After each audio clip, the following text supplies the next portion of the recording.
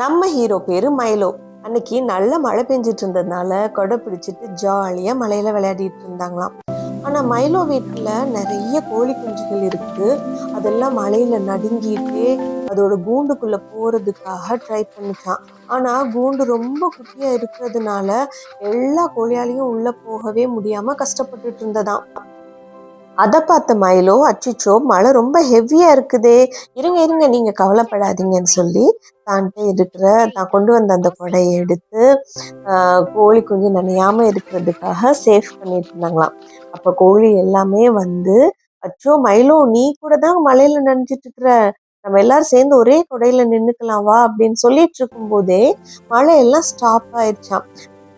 அதுக்கப்புறம் அங்க இருக்கிற எல்லா கோழி குஞ்சுகளும் மைலோவும் சூப்பரா சிரிச்சு ஆடிப்பாடி விளையாடிட்டு இருந்தாங்களாம்.